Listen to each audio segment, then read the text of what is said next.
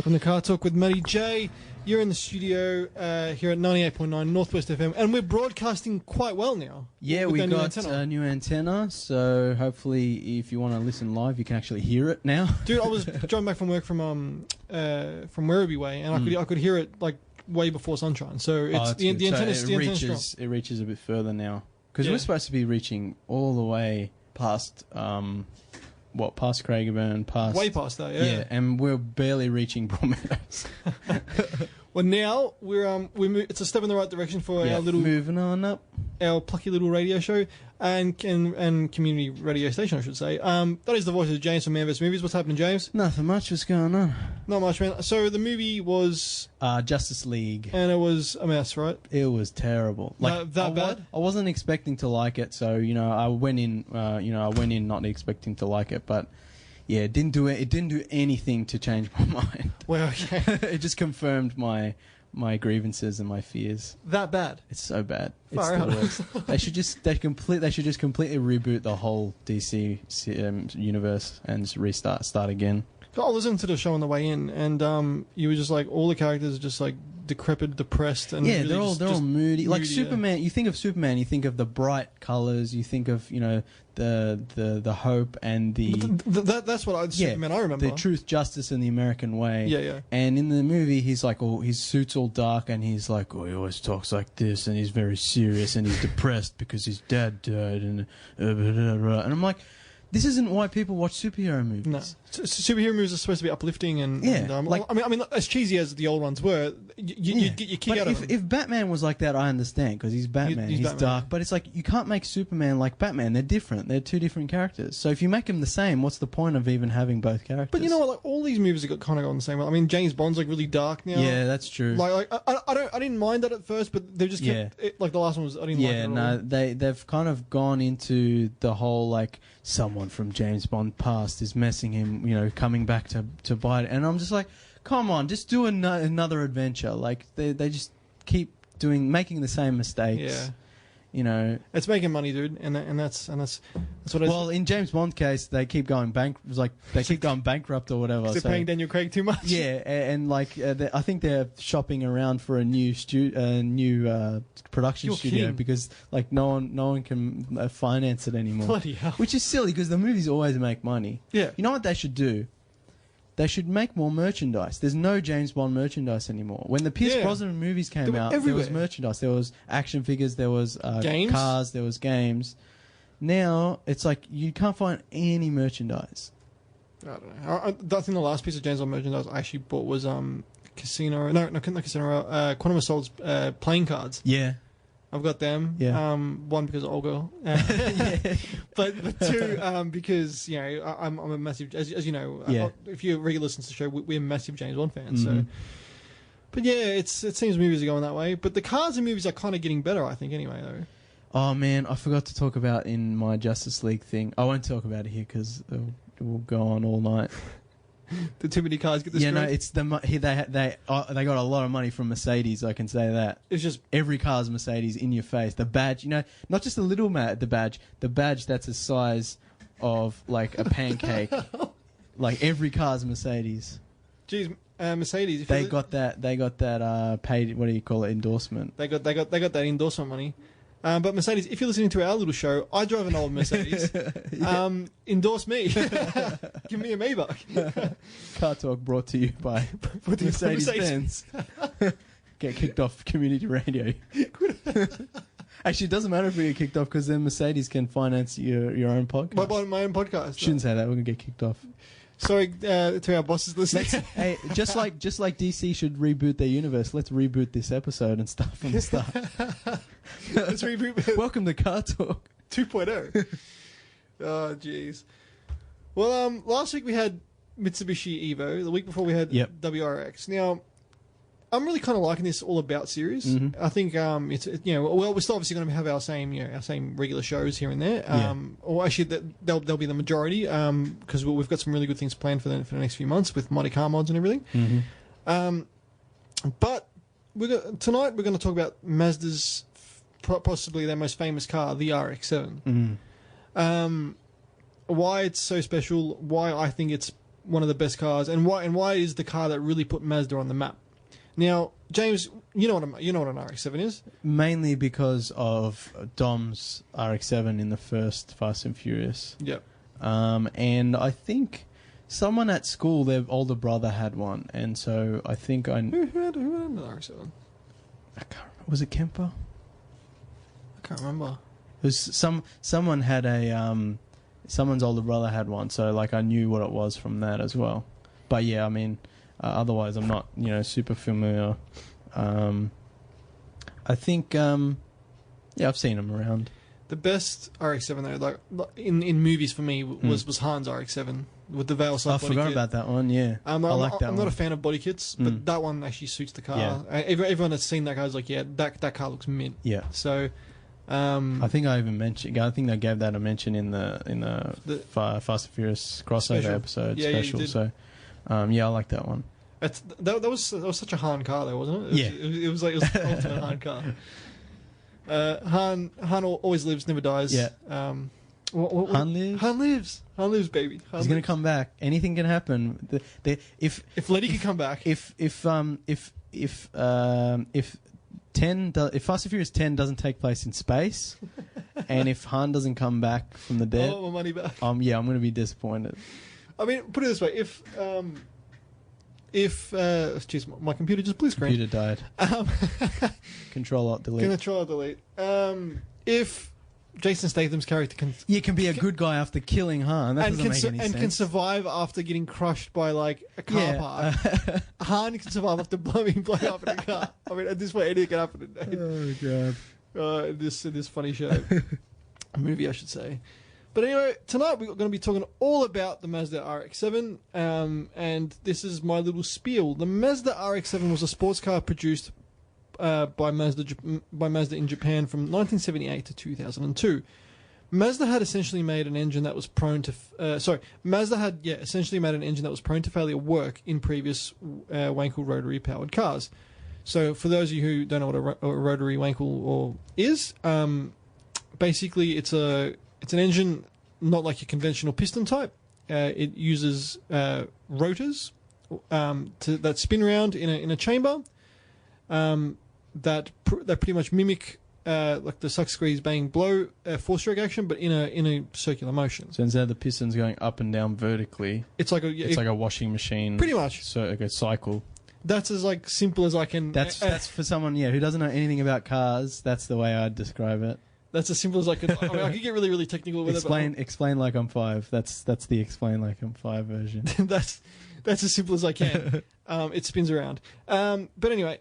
Mazda, despite numerous engine failures, got it right and powered. And this engine powered everything from the original Cosmo to the RX series, with the RX series, RX2, RX3, and even the Luce or the Luce, which is like a really massive luxury sedan.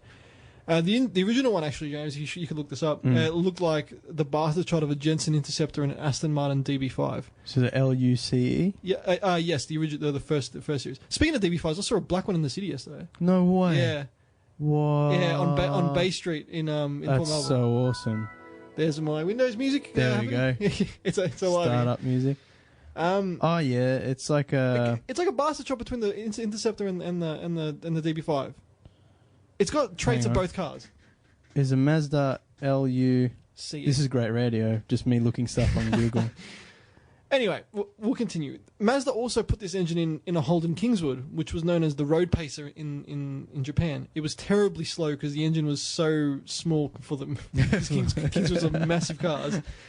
And it essentially used a lot more fuel than the engine that they were supposed to be, they were replacing it with, because engine was working way over time to move such a heavy car. And that was called the Road Pacer. The beauty of the rotary was that it was a small yet powerful engine. It was an engine that was it was a power plant that was screaming out for the right body for it and chassis for it to go in, because up until that point, Mazda were just putting these engines in. So they made the engine and they're like, what car can we put this in? Pretty much. Instead of the other way around. Well, they were just dumping it in everything, really. So they're seeing what worked. Seeing what worked. I mean, they had it in, they had it in cars that didn't really have a chassis. Like, they were pretty much just like, your standard everyday car. They were just like, we'll just chuck a rotary in there. And, and it should be right. But having said that, while those cars are terrible handling cars, drag racers love them because they were light and, rotary engines make massive power once you do a bit of work to them. And they, like 7-second quarter mile cars. So original ones of original RX2s and stuff are like worth close to $100,000 these days because they're so sought after. Wow. Okay, so putting this engine in a chassis that was made for this engine really was what Mazda was kind of going for here. So when they finally put it in the right car, Mazda knew it was onto a winner. It was a sleek, sexy low car with a light body and nimble chassis that was powerful, that had a powerful engine that could actually handle and go around corners. Japan knew that was, and Mazda knew that was the answer. The first model came out in 1978, known as the SA, or to us, fanboys, the Series 1. And to the Japanese market, it was known as the Savannah RX7. Sales were very, very good straight off the bat. Right around the world, actually, and as the world loves an affordable sports car. I mean, look what's happening to the GT86 and the Subaru BRZ currently, because it's a really affordable sports car. And it was a sports car that had a different driving dynamic that was really embraced by customers. The different dynamic is with the rotary powered engine, which could just rev, and you could really get good power out of such a small car. Meanwhile, in Japan, sales were enhanced. Sales were going nuts in Japan because the fact that the RX-7 complied with the Japanese government dimension regulations, and that Japanese buyers were not liable for the expensive taxes of driving like a massive car. Okay, yeah. Because in Japan, you drive in the city, because so dense. I mean, in Japan sell like tons of those K cars and so key cars or however you say it. Because they're so cheap to run and the taxes are like minimal. Also, the roads there are like tiny, so like in so much traffic, and so they can get around. They can get around a lot easier. The rotary engine, which was placed in it, was the 12A. Had its advantages too in this aspect because at the time the Japanese market, if your engine was bigger than smaller than 1.5 liters, you got tax breaks again. So being a 1.2 liter, it fit right in that. So the RX-7 was a really, really cheap car to tax in Japan. And to basically run, minus the oil and fuel consumption, which we'll get to a bit later. Okay. This was awesome, as this little engine had more power than engines over the 1.5, or around that size, in liters capacity, and running at tax wise was very cheap. Series 2 and 3 were essentially very similar to the Series 1, which was a wedge shape with pop-up headlights, which everybody loves pop-up headlights. There were more streamlined versions of the original, with more standard equipment getting fitted in at each step as time, as cars progressed. While it was winning in the showroom, the Mazda RX-7 was ruining our hearts on the racetrack as well, taking it right up to the big powered cars at the time and winning races. It did it hard here, though, in the original Group C series with Alan Moffat, a former Ford driver, who's a very famous Ford driver, had an entry that was Mazda backed for the Australian Touring Car Championship. Excuse me. It took, I believe it took over a year to get into the competition because the other car companies complained that the rotary engine, due to its porting, would not be legal and not be fair against the other cars that was racing against. But it's better. Yeah, pretty much. Not fair. It's not fair, man. But in real true fashion, I guess the other companies didn't know what they were up against because it was such a different car, being that it was rotary powered and rotary was still new. It wasn't that it was new. It was more like they weren't sure what this could do. But sure enough, it won the 1983 Australian Touring Car Championship. The second generation RX-7 retained the pop-up headlights, but that was it. It was a completely different car. Okay. It looked very Porsche 944-esque, which was kind of what they were going for, being a cheaper, Porsche, I guess, because they were taking it to Porsche right up on the racetrack, and this was like a big screw you to Porsche in the sales room because the car looked very similar to like a 924 944. So this was a cue to who the buyers that they were aiming at. They were trying to steal Porsche sales, which they did. Where are we? Personally, now dubbed the FC, this version had a soft spot in my heart after being an Initial D fanboy, because it was not as universally loved as the first one. That wasn't until the Turbo 2 came out with the 13B turbocharged engine to sell alongside the naturally aspirated 13B RX7.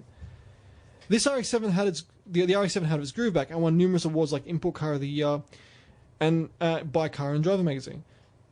Excuse me. If the first gen cars were wedge and 70s looking, this was proper 80s with them being boxy looking. It was definitely an 80s car. While it looks dated today, it was definitely it was definitely instantly dated when the third gen FD model RX7 came out, which was the real smooth looking Batman version, which everyone calls the Batman RX7. The FD looked like nothing else. Much more round. Yeah, the FD looked like nothing else on the road. Arguably, and it is arguably one of Japan's best looking cars ever. The FD debuted in '92 and kept going for 10 years. It was the first ever mass-produced sequential turbo car to ever come out of Japan. With turbo models... Is that what Dom's one is? Yes, his one was an FD3S. Okay. Correct, yeah. It was the first ever mass-produced sequential, as I just mentioned, but by the end of its run, it had 206 kilowatts under its bonnet, complying with the Japanese gentleman's agreement law, which we all know is complete BS. The cars would have had a lot more power than that.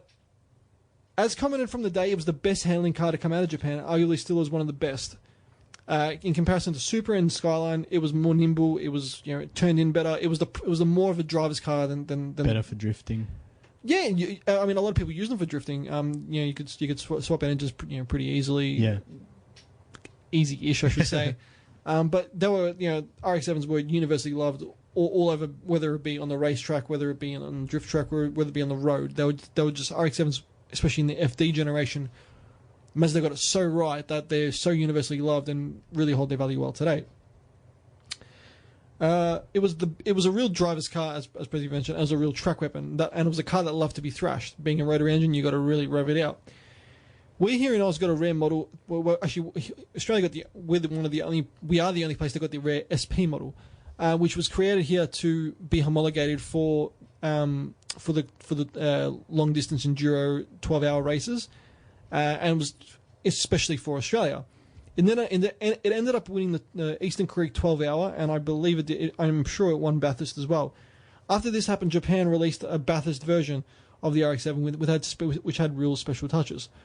Not that it really needed to be done, because the RX-7 already was such a potent package. RX-7 towards the end of its run brought out the best model, the Spirit R, which came in 3 versions, A, B, and C. A being pretty much our track-ready version with no back seat. B being the same car but with the back seat and a few more luxury features, and C being an automatic, but no one really wants an automatic with RX-7. So the ones that go for other Type A and Type B. They had minor tweaks and were proper real driver's machines and that are really, really well sought after these days. A crappy one's going for $30,000. Jeez. So, and this is a car from 2002. So that says a lot about how good they were. They look nice though. They are the best looking RX-7. I personally think so. Japan ended production in 2002, but continued with rotary power with the Genesis rotary powered RX-8.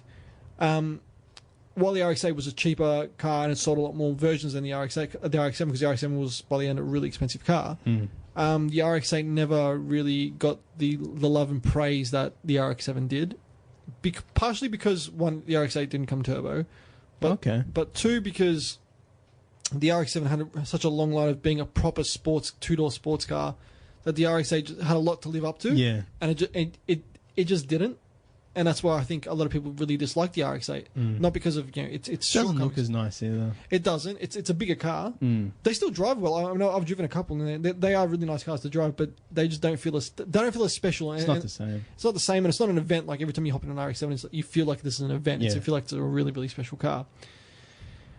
Now, RX-7s today are very, very well sought after. Very, as we were talking about a few weeks ago, pushing a month ago now, and when we had James on the show, we were talking about when he went to the auctions for the original Series 1, 2, and 3s. Oh, yeah. They're going for crazy money. They're going for 40, 50, 60 grand. for just a basic one that's pretty well looked after. So because they don't make a lot of cars with rotary engines anymore, right? Like they used to. Have they stopped production completely, or? Yeah, I mean the reason why the rotary got killed off is because of emissions laws. Okay. Because it didn't make the emissions law. Yeah. There is talk out of Japan, out of Mazda, that they are bringing rotary powers back. Okay. For an RX9, which has been on the cards for a while now. I believe it's been confirmed, but don't hold me to that. Yeah. It'd be good to see, but hopefully they bring back some of the special the special feelings that an RX7 brought to its public. But because that explains some of the prices. Like if the rotary engine doesn't exist anymore, then I guess some people are willing to pay more. Yeah, I mean it's that forbidden fruit factor. I think that because you can't get it, you want it. Yeah. I mean, if you look at America and Nissan Skylines, like they're crazy for them over there, but like they're just like a normal car here. Obviously the RX7 was very widely sold, but because they were very, very modified, clean ones are getting really hard to find. Yeah. And they can be quite fragile too, because the rotary engines do have their shortcomings with apex seals going, and their failures are quite common. While they can be repaired, and made to run really well, they are a bit more of a high maintenance car. And that's why again they didn't really sell towards the end in high numbers, because the fragility of those engines were right up there. But people that have owned RX7s and have modified them and have looked after them correctly have got really, really long lives out of them. So that really is kind of it's depending on how you drive a factor. Yeah. Again, with the rotary power though, Mazda perfected it. Like they essentially made it work. I mean, NSU really pushed it with the RO80, and it was sold and it got Wheels Car of the Year and it won tons of awards. But then they all failed because the development wasn't there. Whereas Japan, and Mazda really pushed hard and made it work.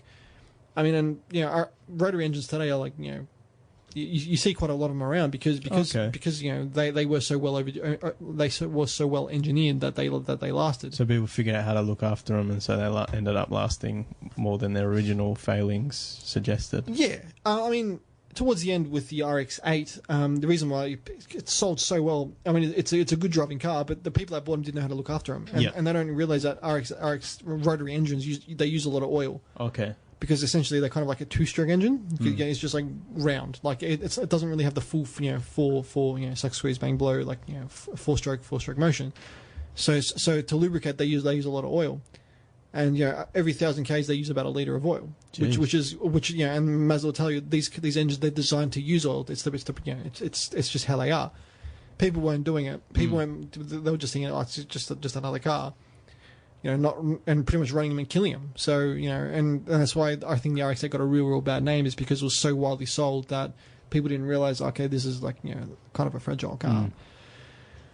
Look, we're going to go to a break. We'll come back right after this. That was Client Liaison with Need You Tonight re-kicked. So pretty much the old In Excess song. Can you believe it's been 20 years since Michael Hutchins? Yeah, Michael Hutchins, yeah.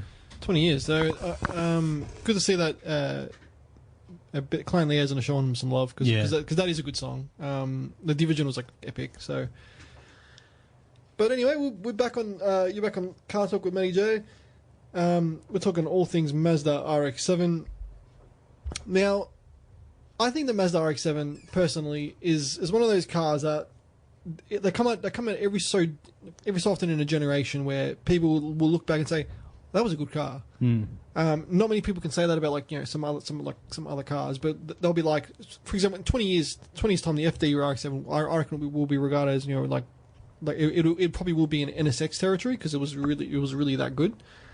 But RX7s being easy to modify were modified really crazily. I mean, if you look at all the Fast and Furious, they're all pretty crazy. But even Matt Farah from the Smoking Tire. He did a video about he drove a LS powered RX7 and back to back with just a normal rotary powered RX7, and he's like, is there a need for the rotary engine? Are they worth the hassle? Proper rotary owners will say, yeah, they are, because they're a really, really good engine. You need to know how to drive it, how to look after it. You need to basically maintain it how it should be. But it's tainted by those other people that will say, oh no, they're crap, they don't last. So I think that's what gives it a bad name, and it kind of gives it that dark horse factor compared to the Supras, compared to the GDRs. Yeah, so it's kind of like everyone likes the body, but the engine is, a bit of contention between people. I mean, they're a good looking car. Like they've always been a good looking car. But I think the car's history is tainted by the fact that of the engine. You either love them or you don't. Yeah. And it's a really hard thing to kind of justify. I mean it's hard to explain. There's so many memes like boost goes in, Apex seals come out. They're the engine because they just blow up. But in saying that, RX7s really, if you as previously mentioned, if you look after them properly, they will look after you. Yeah. So I just don't think they got the love that they should have, especially their later versions. I think the RX8 tainted a lot of what the FD did and how good the FD was. The RX8 also tainted the previous gen. So, because if the original RX7s are worth getting worth like good money these days, it just shows that there is an appreciation for them. Yeah. But it's kind of like not a respect thing yet. Okay. If you know what I mean, like there's an appreciation for they were good, but they weren't a Supra or they weren't they weren't Do you an RV think powered. Fast and Furious helped or made it worse? I mean, I think it helped, but I also think it took it back as well. I mean, because a few of the RX-7s in there are it was just trashed. Yeah, because then when that movie came out, everyone modded their cars to such a degree that now you can't find a clean version. I mean, you can't really find clean versions of any of those, and if you do, they're worth a crap load of money. Like the Supra and stuff, they're worth drug money these days. I was speaking to Adam a while back, and he's like, geez, I wish I bought a Supra because they're worth $50,000 now. And when he was looking at it, he was looking up 28, 25 to 28 grand for a good good one. They've jumped up so much in the last year.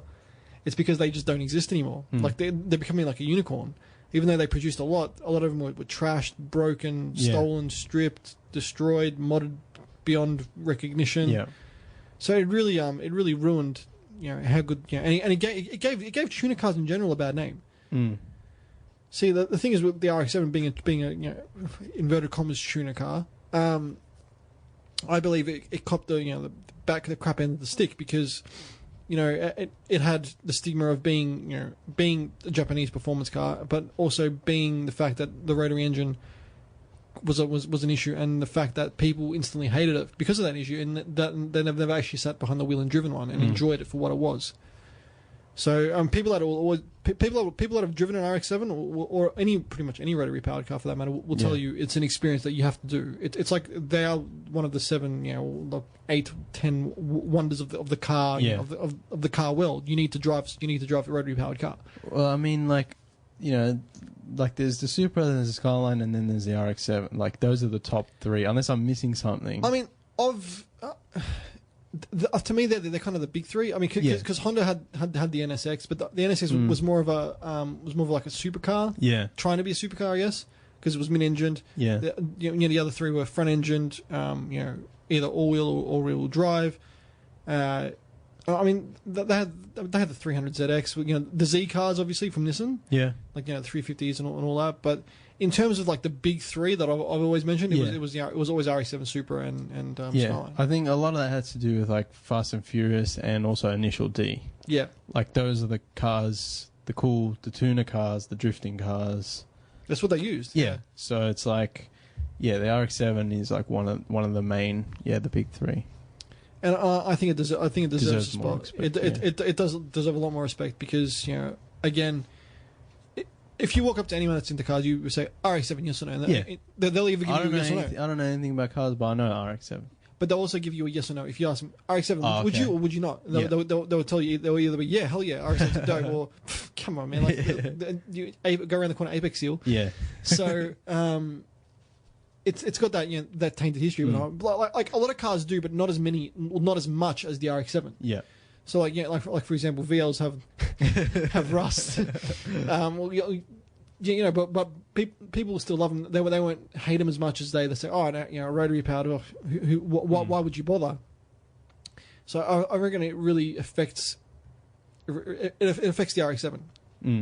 And that shows you in the price with like your standard like RX, like for example, it's a normal RX7 turbo, like not a Spirit R, not anything, not a Bathurst edition, not anything special. They're around the 20 grand mark. Your equivalent, for example, 33 GDR, or 32 or 34 is 33s you're pushing high 30s and 40s now. 34s you can't touch. 32s are in the 50 grand now. Jeez. Supers for a super turbo, a genuine super turbo, with a 6-speed or even with a 5-speed if you can get a good one. Yeah. They're pushing 50 grand more now. So, but the RX7s, like, they still start at about 20 grand. Okay. They do they for obviously the special like Spirit R's and stuff, they go to about 100 sorry 100 50 and a bit more, but not as much as like, for example, like a V-Spec 34 GDR will go for 100 grand all day or more, which I think's I think the RX7 is the better driving experience. Like I've been in Skylines. Yeah. They're brilliant cars, don't get me wrong.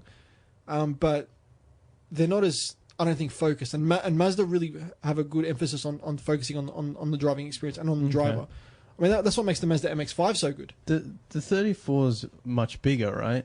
It's a bigger car. Like, it's a bit bulkier than the RX-7. I always think like they're I mean, in pictures and stuff, 34s kind of look like a box, but up close they're actually a really nice looking car. Okay. I always like the 33 because they were more round and they kind of matched in with like the round Supras and the round RX7s of FD of the time, and they're very period, and that's the reason to me why I think they are that was like the renaissance of Japanese motoring, or the golden era, because they all look, they're great looking cars, like 33 Super Mark IV, or JZ80 JZA80, and an FD RX7. They're very actually I even checked the 300ZX in that mix because they're very good looking sports cars. And the 300ZX is another one that didn't get any recognition that it deserves, because that was a very good car too, but being hard to work on and maintenance, like the RX7 really plagued it. But look, we got to go to another break. We'll be right back after this. Back on Car Talk with Matty J. That was Bebe Rexha, if that's how you even say your name, with I Got You. We're going to come back and we're going to finish up very shortly. But overall, the RX-7 to me, if you want a really good sports car that will hold its value, because I don't think they're going to drop anymore, that will reward the fastidious owner, that was someone that's going to take care of it. And if you look after your cars and really want to have an experience of a car that, if you look after it, will look after you, an RX-7 is the way to go. For my pick, if you can get one, and get one now, it would be like a FD with the Spirit R Type A or Type B. Or if you wanted to get a bit older, I'd probably get a Series 3, because Series 1s are just ridiculously expensive now. But FC Turbo 2, if you can find a really clean one that's been looked after, go for one of those, because they're kind of at the bottom of the RX-7 food chain. Okay. But I think they're gonna push up soon, because 80s cars are starting to really rise in price now. I mean, with your push from your E30 M3s, you pretty much anything from that era, they're starting to get a lot of love. Now the classic cars, so they're old, and they're probably 30 years old. It's hard to think cars from like geez, this is going back for me 10 years, because I've almost had my license 10 years now.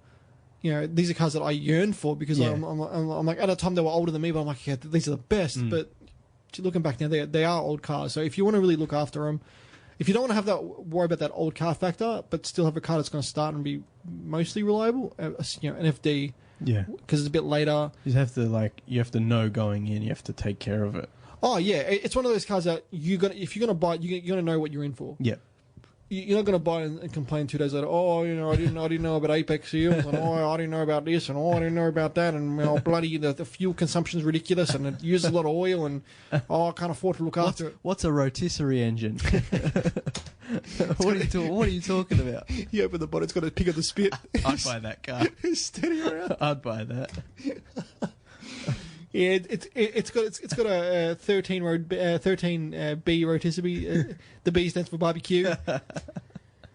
Jeez, but it's definitely one of those cars you got to go in knowing what you're in for. I mean it's kind of like buying like something nostalgic or like an older car. Yeah. Like you know it's going to have its faults. You know it's going to have its issues. But if you can get around that, it's especially in an FD, you're going to have one of the best driving. I feel like if you're going to buy one, you know what you're getting into. I mean, that's what with RX7s you will get, but with RX8s. People, when they bought them new, they didn't really respect the rotary for what it was, and that's why I think rotaries really got tarnished and the name got really hurt in the last few years. But if you want a car that's fun to drive, one of the best chassis of that era, I'd say the best Japanese chassis definitely of that era. Mazda RX7, definitely the way to go. FD, try get a Series 2. If you can't get a Series 1, but the Series 2s do look better, Spirit R, that's my pick. We're out of time. Stay tuned. We've got more shows coming up tonight. Also, big shout out to Dr. Rock and his 2 shows on Monday night and a Thursday night. Also, James, your show, Man vs. Movies, before me, 6 p.m. Yep, Man vs. Movies. You can like and share the Facebook page and rate and review on iTunes, and you can find the podcast wherever you listen to podcasts. Cool, and like and share our Facebook page. It's CarTorque, TORQUE, with Matty J. We're on Shannington, so that's where we're hosting our podcast. We're also on iTunes if you prefer iTunes. So please, if you listen to it on iTunes, subscribe, rate, and review, so we can really get higher up in the rankings and really make the show get further out into a bigger audience. We're getting bigger, so there is big things to come with merch and stuff. I'm still in the process of getting all that happening, but. In the meantime, I'll see you guys next week, 7 p.m. Stay tuned, because if you've got an idea of what car you want us to talk about next, please write it in. Send us a message or write it on our Facebook page. I'm going to put a post up of what cars we should be talking about next. Yeah. So I think, can you do a poll now on Facebook? I believe you can. Yeah, I'll probably just do one of those. Maybe that. But I'll probably what I think I'm going to do, I'm going to write what car would you like. I'll put them all in a poll and see what gets the most votes, and then that'll be the next car. So keep it locked here on 98.9 Northwest FM, and keep it locked on our podcast. If you've missed any of our previous shows, they're all up on there, all 70 of them. So we're pushing to 100, and hopefully for another 100 more. But this has been CarTorque with Matty J. Thanks for tuning in, and we will see you same time next week, 7 p.m. Take it easy.